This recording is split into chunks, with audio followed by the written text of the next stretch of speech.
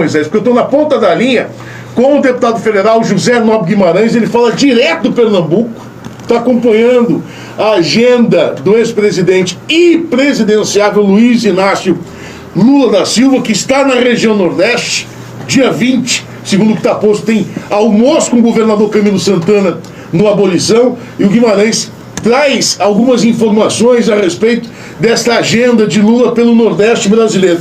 Deputado Guimarães, bom dia, prazer recebê-lo. Bom dia, Cariri, Rádio Progresso. Como é que foi a recepção da população pernambucana ao ex-presidente Lula nessa agenda que ele cumpre pelo Nordeste brasileiro, deputado? Bom dia. Bom dia, meu caro Roberto Cristina. Bom dia, Cariri. Foi aqui uma agenda muito forte. Nós estamos acompanhando a agenda do presidente Lula, ele visitará 6 estados, Pernambuco, nós estamos embarcando agora para Teresina, Piauí, depois Maranhão, volta para o Ceará, Rio Grande do Norte e a Bahia. São 6 estados que serão visitados pelo presidente Lula.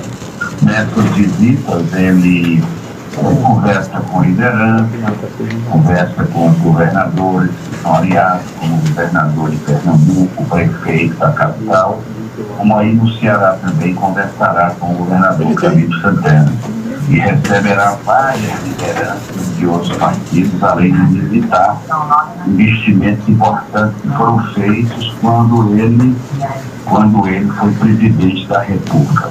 Eu diria que essa agenda está sendo muito forte, as pessoas estão com muita esperança, a recuperação da autoestima. Por onde ele passa, é claro que nós estamos tomando todos os cuidados em relação à Covid. Nós não podemos expor, a Covid não passou ainda, ela é letal, nem todo mundo está vacinado, mas naquilo que é possível ser feito, tem sido um absoluto sucesso. Nós nos reunimos aqui em Pernambuco com 12 partidos, aliás, 15 partidos, além do governador, o presidente da capital, deputados federais, e evidentemente aquela visita que nós fizemos no assentamento do MST, que ele foi ver a produção de grãos e hortaliças orgânicas, produção orgânica. Portanto, é uma agenda forte. Aí no Ceará, eu chego do Teresina, eu volto para o Ceará para preparar com o pessoal da direção do PT e com o governador Camilo Santana a agenda do Ceará, mas ele vai ter o primeiro encontro com o governador, depois fará uma visita temática aos investimentos do governo federal na época dele, para reuniões com o PT, com o PMDB, com o PSOL, com o PCdoB, e receberá, evidentemente, liderança dos movimentos sociais, culturais e influenciadores digitais. Portanto, é uma agenda muito forte, coroada de absoluto êxito aqui em Pernambuco, que a gente quer recepcioná-lo com todos os cuidados fortemente aí no estado, Roberto. É isso que nós temos. No momento ele não vai ao interior, e nem o estado está indo ao interior, as agendas estão se concentrando nas 6 capitais, porque é pouco tempo, e tem a Covid. Nós temos que ter muito cuidado com essa doença que ainda existe e que nós precisamos ter todos os cuidados do mundo. Deputado, as agendas são restritas. Deputado, há uma informação de que o primeiro encontro com o governador Camilo seria no dia 20, o almoço. Está confirmada essa agenda?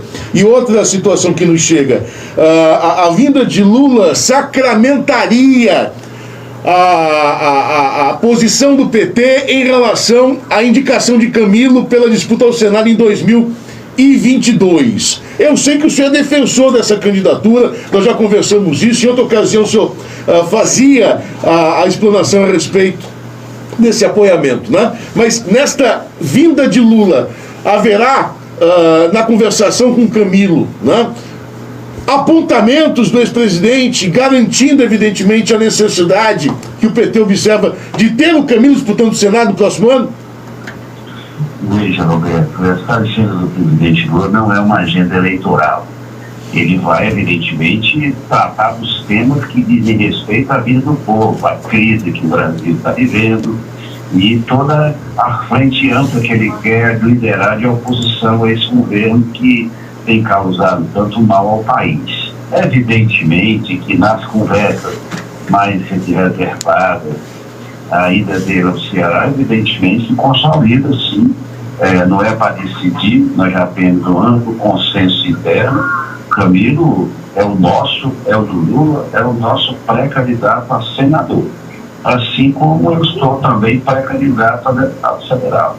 Então, essas coisas não se decidem agora, mas são sinais evidentes que nós vamos estar nessa construção política eleitoral em 2022 aí no Ceará, pelo governo que ele realiza, pelo papel que ele tem tido no Ceará. É um governador que tem realmente, efetivamente, desenvolvido uma rede de políticas focadas em política. Ele está credenciado para qualquer missão em 2022 e a missão dele, o nosso entendimento, assim como a minha, é candidato a senador, como eu sou pré-candidato também à reeleição. Então, é um sinal, sim. Não há, repito, não há decisão, mas é um sinal evidente que ele é o nosso candidato a senador. Deputado José Nobre Guimarães, Ronaldo Campos, bom dia. Deputado, a gente escuta muita coisa nas especulações do campo político. Uma delas é a possibilidade do governador Camilo não disputar uma vaga para Senado, ficar até o final do mandato. E nessa condição, aí vai a primeira pergunta: o nome para substituir o Camilo seria o seu? E a outra pergunta é: nesse conjunto de arco de alianças que o governador, que o ex-presidente Lula quer fazer aqui no Ceará, inclusive teria a participação do MDB do senador Eunício Oliveira. Só que, recentemente, a gente tem percebido e tido informações de que o Eunício tem conversado muito com o Capitão Wagner. O Capitão Wagner ontem deu uma entrevista aqui, praticamente disse que os diálogos estão bem avançados, poderá sim sair ali uma conjuntura, ou seja, um arco de aliança. Como fica o PT do Ceará nessa situação? Eunício com Wagner que apoia Bolsonaro, e Eunício dizendo que apoia o Lula. Como é que ficaria isso? Como é que se ouve na cabeça do eleitor? A primeira pergunta do Senado: o senhor seria o substituto do Camilo, caso ele não vá, que é o que se fala, e a situação do Eunício Oliveira no namoro com o Capitão Wagner e também conversando e namorando com o Lula. Como é que fica isso? Bom, é importante destacar que, se depender de nós, do PT do Ceará, ele será candidato a senador. Camilo, o governador Camilo Santana, é o candidato do PT ao Senado. Tudo faremos para que ele cumpra essa tarefa, não do cearense, ele é do PT. Então nós vamos trabalhar com essa ideia. É claro, se por alguma razão que ele nos disse, eu posso afirmar para vocês com toda convicção, que ele deixará o governo no começo de abril para ser candidato a senador. Se por alguma outra razão, que não está posta agora, ele não for, é claro que a gente está à disposição do projeto, mas a ideia é essa, inicialmente. E veja, nós estamos conversando com todas as forças políticas do Ceará, inclusive com o senador Eunício Oliveira. É cedo para dizer qual vai ser o caminho para 2022. A agenda do Lula não é para discutir 2022 no Ceará e nenhum outro estado do Nordeste. Mas nós estamos tratando a direção do PT do Ceará. E na hora certa a gente construirá. A nossa prioridade é o palanque do Lula. E a nossa expectativa é que o ex-senador Eunício Oliveira esteja no palanque do Lula no Ceará. Então, vamos trabalhar. Eu acho que tem muito tempo. A preocupação com o país é no grande Brasil resistir mais esse ano e meio, não é fácil por conta do agravamento da crise. E a nossa responsabilidade é unir forças numa ampla frente contra o Bolsonaro no Ceará. Continua, deputado, havendo aquela possibilidade de se trabalhar internamente a não indicação de candidatura própria à sucessão do governador, tendo em vista esse desejo do PT em lançar Camilo ao Senado da República e, evidentemente, buscando se manter uma aliança que já perdura mais de 16 anos, né, com o PDT do ex-governador e o senador Cid Gomes e outras siglas partidárias que estão aí nesse derredor? Tudo é muito inicial ainda. Nós não temos uma definição. Nós temos uma definição nacional, que ela presidirá as questões estaduais. Qual é a definição nacional? Primeiro, o palanque nacional nosso é o palanque que vai liberar as alianças nos estados. O Lula, no momento certo, anunciará sua pré-candidatura e nós vamos em cada estado dar amplitude a esse palanque. Segundo, é claro que cada estado tem as suas especificidades. Nós não podemos estar dizendo que vai acontecer. Nós estamos muito abertos para qualquer possibilidade. Eu mesmo vou continuar defendendo que essa aliança se mantenha, evidentemente, discutindo os caminhos. Tem que sentar, não é assim. Nem está dado que está feita e nem está dado que não está feita. Vai depender da conjuntura, mas o esforço que eu estou fazendo juntamente com o governador Camilo Santana é para manter. Moisés Rolim tem pergunta também, deputado. Pois não, Moisés? Muito bom dia, deputado Guimarães, Moisés Rolim falando.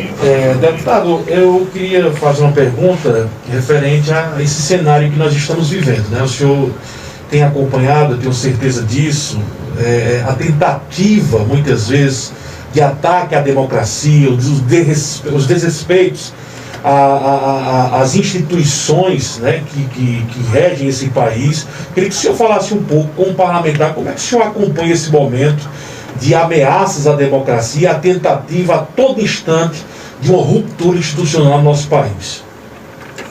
Eu tenho dito nas minhas falas de debate na Câmara Federal, que eu não sei se o Brasil aguenta mais 1 ano e meio de governo Bolsonaro. E ele constantemente fica ameaçando com essa bravata dele as instituições, ameaça a democracia, e caberá ao povo tomar o seu destino e, se for o caso, tirar esse presidente antes de 2022, pelo mal que ele tem causado ao país e à democracia brasileira.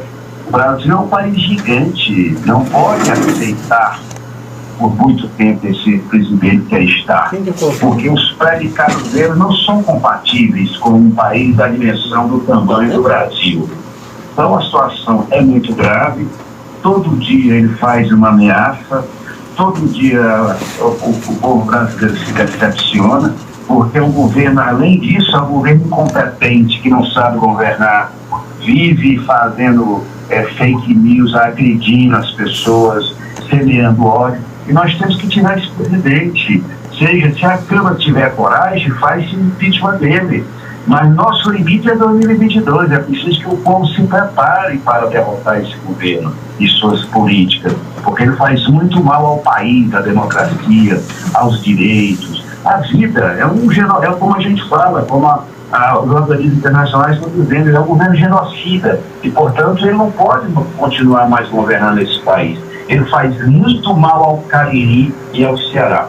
Ele foi ao Cariri sexta-feira passada, foi agredir os cearenses, agredir o governador, agrediu nós. Portanto, isso não vai no Ceará, fazer festa com chapéu ali, inaugurou casas que veio da Minha Casa e Minha Vida, todos iniciaram no governo da presidenta Dilma, e não vem falar mal dos cearenses, vai embora, pô, você não tem qualquer relação de intimidade nem autoridade para falar mal dos cearenses que a gente fez aí em Juazeiro do Norte. Deputado, nós recebemos ontem a visita do deputado federal Capitão Wagner, que é o nome de maior representatividade das oposições ao governo Camilo Santana e ao grupo político que está hegemonicamente há 16 anos comandando, evidentemente, as ações do Estado. E uma situação me chamou a atenção na fala do Wagner ontem, porque me parece que as oposições utilizam, inclusive, como tentativa de manipulação da mente do eleitorado, né? A divergência que há hoje entre o presidenciável Ciro Gomes e o presidenciável Lula, entre o presidenciável Ciro Gomes e o PT. E não apenas o Ciro, né? A gente acompanha algumas declarações dadas pelo Ciro, pelo senador Cid, pelo prefeito Sobral Ivo Gomes, em detrimento da figura do Lula. E é uma situação constrangedora, obviamente, que o governador é do PT e é uma figura muito próxima a Luiz Inácio, defende Luiz Inácio publicamente em muitas situações, né? E eu sei que o senhor também mantém essa perspectiva da aliança, foi dito pelo senhor agora há pouco, né? Há muitas figuras do PT que querem a manutenção da aliança do PT com o PDT com vistas à eleição 2022, né? Mas como é que é essa divergência que há hoje provocativa a figura do Lula?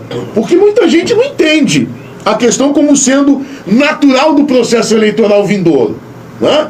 Há deputados do PT fulos da vida com Ciro Gomes, fulos da vida com Cid, e já apontando para o que chama de necessidade de ruptura. Como é que o senhor percebe isso? Veja bem, quem não fica é uma questão que diz respeito a todos nós petistas. O presidente Lula não vai se trocar com alguém que não tem sequer condições de fazer a disputa eleitoral com ele. Não vai. Nós temos uma construção que está sendo feita e nacionalmente nós não vamos ficar nos trocando e respondendo. Evidentemente, nós já... Alô? Pode falar, deputado, pode falar. Nós já dissemos para o governador Camilo Santana que esse comportamento é inadequado e isso pode comprometer a aliança no Ceará. Mas é esperar um pouco, é trabalhar muito e agora nós vamos... Eu estou descendo aqui no aeroporto para seguir para Teresina. Desculpa que eu tenho que entrar imediatamente no avião.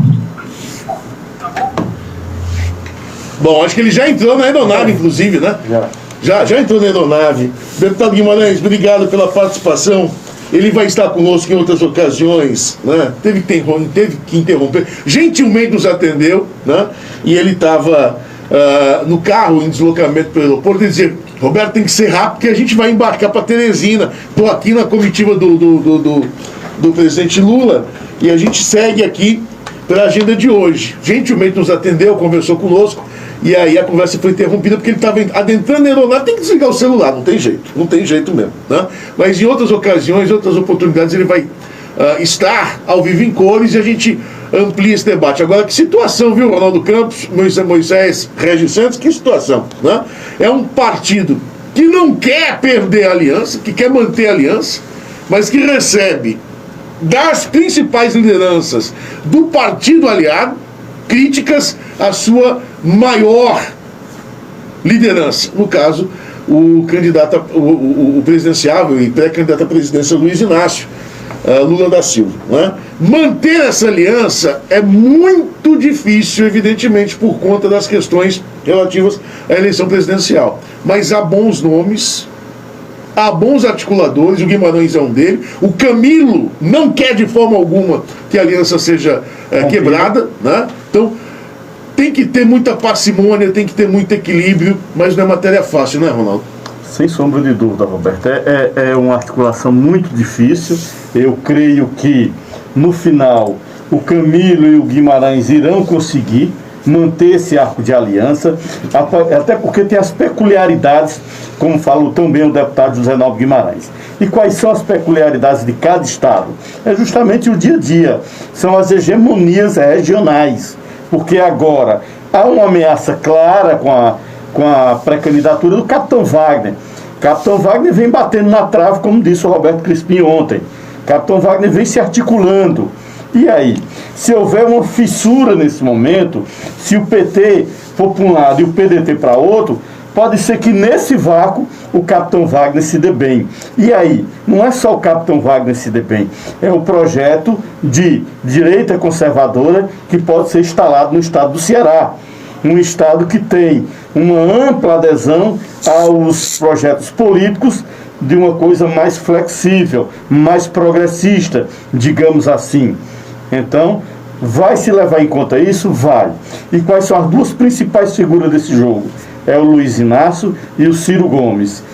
E agora a gente tem que lembrar de uma coisa, são 2 turnos, Roberto. Então esse arco de aliança vai se manter, porque acabando o primeiro turno, com certeza estarão todos juntos no segundo. Só para fazer um apontamento aqui, o ouvinte também ligado aqui naquilo que é dito, né? O Guimarães disse que as casas do residencial recém-inaugurado pelo Bolsonaro foram da gestão Dilma Rousseff. A bem da verdade, foram da gestão Dilma e Michel Temer, né? Dilma e Temer, e aí foram conclusas em 2020, mas só em 2021 foram inauguradas por conta das questões da pandemia, né? Agora, vamos e venhamos. 3 governos para terminar uma obra, pelo amor de Deus. Que letargia miserável é essa? 3 governos, Dilma, Temer e Bolsonaro, para terminar uma obra relativa a